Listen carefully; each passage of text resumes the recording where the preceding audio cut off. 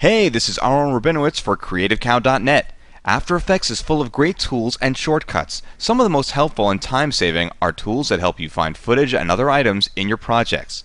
For starters, have you ever needed to locate a specific file on your hard drive that was being used in a project? If things aren't organized, that can be pretty difficult. But After Effects makes it easy by letting you right-click on the footage in the project panel and then choosing Reveal in Explore, or if you're on a Macintosh, Reveal in Finder.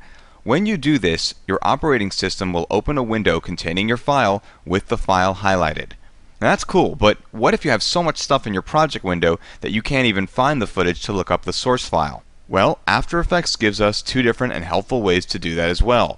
If you have a composition open that uses that footage, you can right-click on the footage or nested composition in the timeline and from the pop-up choose Reveal Layer Source in Project. This will find and select the footage here in the project panel, even if it's buried in many subfolders. There's also this button here at the bottom of the project panel that looks like a pair of binoculars. This is the Find a Project Item button. If you know the name of the footage you're looking for, you can click on the button and in the dialog choose to find the file by name. Also, if you use the After Effects Flowchart view, which I don't, but I know that many people do, you can also search for a layer in the Project Flowchart view by right-clicking on the layer in the timeline and choosing Reveal Layer in Project Flowchart view. As you can see, we get a view of the flowchart, which can be zoomed in and out. Okay, now what if you have the footage available to you here in the project panel, but you can't remember where it's used? Well, for that you can use the Reveal in Composition command, which can be accessed in one of two ways. One way is to right-click on the footage in the project panel and to choose Reveal in Composition, and then choose the composition you want from the list of compositions available. If it's only in one, there will only be one listed here, but if it's in more than one, it will list every composition. The other way to access this command is to select the file and then click on the down arrow next to the file name up here at the top of the project panel, and then choose the comp from the pop-up. Not bad. Okay. What if you've moved your entire project to another drive or folder and After Effects can't find the footage at all? You know, you've archived a project to another drive, but then the client comes back for round 2, and you open the file and you get that dreaded message that says 140 billion files are missing. Good Lord, no! Don't worry so much about it. After Effects can handle that.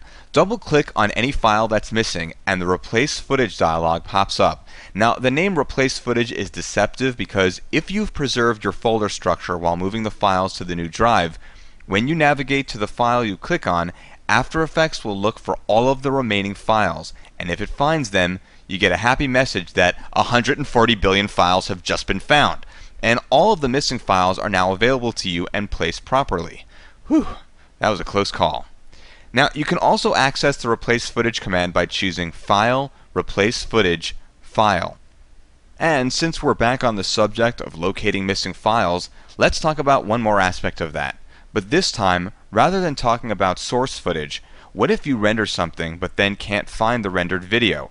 I've often made the mistake of not checking the output directory when I rendered and accidentally rendered to another project's folder.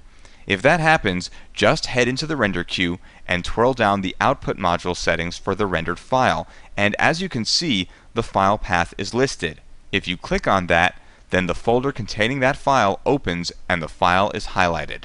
Well, that's it. Hopefully on your next big project, this will keep you from losing your head or at least your source footage.